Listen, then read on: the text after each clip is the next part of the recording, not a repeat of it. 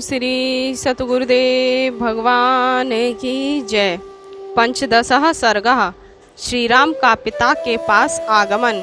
सा राजकुल मासाद्य मेघ संकोपमे शुभे संवर्त्य जन्म सर्व सुदान्तः पुरम भयगातः। चलते चलते श्रीराम राजभवन में पहुँचे। वह राजभवन मेघ समूह के समान जान पड़ता था। साथ के सब लोगों को अंतिम ड्योढ़ी पर छोड़कर श्रीराम ने अंतःपुर में प्रवेश किया। स ददार्शने रामो विवशणम पित्रम शुभे केकई सहितम दीनम मुखेन परिशुष्यता। अंतःपुर में जाकर श्रीराम ने देखा कि महाराज दशरथ केकई के साथ सुंदर आसन पर विराजमान हैं। वे दीन और दुखी हैं तथा उनके मुख का रंग फीका पड़ गया है। सा पितुष चरणों पूर्वम विवाद्य विनीतवत तदो ववंदे चरणों के क्या सुषमाहितः। श्रीराम ने जाते ही पहले अत्यंत विनीत भाव से पिता के चरणों में शीश झुकाया, फिर बड़ी सावधानी से माता केकई के चरणों का स्पर्श किया। रामेत्कुत्वा च वचनम वाश्यार कुलेक्षणः शशाक नृपतिदिनो नेक्षुतम नाभि भाष्यतुम। श्रीराम को देखकर महाराज दशरथ केवल राम ही कह सके, क्योंकि फिर महाराज के नेत्रों से अश्रुधारा बहने लगी तथा उनका कंठ गदगद हो गया। फिर वे ना तो कुछ देख ही सके और ना बोल ही सके। अचिंत्य कल्पम ही पुतस्तु शोक मुपधार्यन बभूव सरबद्ध तरह समुद्र इव परुणी। अपने पिताजी की ऐसी असंभावित दशा देख और उनके शोक का कारण ना जानकर श्रीराम ऐसे विक्षुब्ध हुए जैसे पूर्णमासी के दिन समुद्र क्षुब्ध होता है।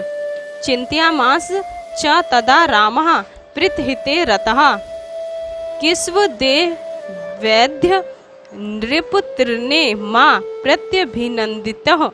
सदा पिता के हित में लगे रहने वाले राम विचारने लगे कि क्या कारण है कि पिताजी इतनी प्रसन्नता के अवसर पर भी ना तो मुझसे प्रसन्न हैं और ना ही मुझे आशीर्वाद दे रहे हैं। अन्यदा मां पिता दृष्ट्वा कुपितो अपि प्रसीदति तस्य मामस्य सप्रेक्ष्य किमायासः परवर्तते। और दिन तो पिताजी क्रुद्ध होने पर भी मुझे देखते ही प्रसन्न हो जाया करते थे, परंतु आज मुझे देखकर उन्हें कष्ट क्यों हो रहा है। सा दीन इव शोकार्तो विष्णु वदन धुतिः केकई मविवाध्यव्य रमो वचनम ब्रवीत। इस चिंता में श्रीराम का मुंह उतर गया। दीनों की भांति शोक पीड़ित और धुतिहीन श्रीराम केकई को अभिवादन करके ये वचन बोले। कचनम्या नपराध ज्ञान धेन्य में पिता कुप्तस्थ नम्या चक्षेव त्वम चेवनम प्रसाद्य। यदि अज्ञानवश मुझसे कोई अपराध हो गया हो जिससे पिताजी मुझसे अप्रसन्न हैं, तो आप मुझे उस अपराध को बताएं और मेरी ओर से आप इन्हें प्रसन्न करें, मनाएं। अतोष्यन महाराज कुर्वन वा पितुवर्चः मुहूर्तमपि निक्षयम जीवितुम कुपिते निरपेह। महाराज का कहना ना मानकर उनको असंतुष्ट एवं कुपित कर मैं एक मुहूर्त भी जीना नहीं चाहता। एव मुक्ता तू केकई राघवेण महात्मना उवाचेदन सुनिलर्जरा धृष्ट मात महातम वचः। जब श्रीराम ने केकई के उपयुक्त वचन कहे तब निर्लज केकई ने यह धृष्टता एवं स्वार्थपूर्ण वचन कहा। न राजा कुपितो राम व्यसनम नास्य किचन किचन मनोगतम त्वस्य त्वत भन्याय भी भाष्यते।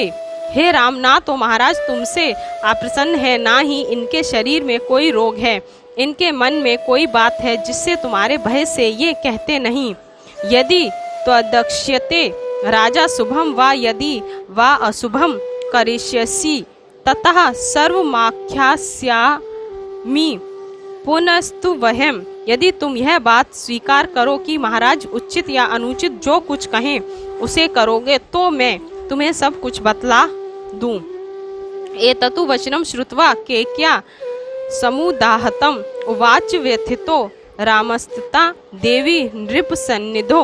केकई के द्वारा कहे गए इन वचनों को सुनकर श्री राम अत्यंत व्यथित हुए।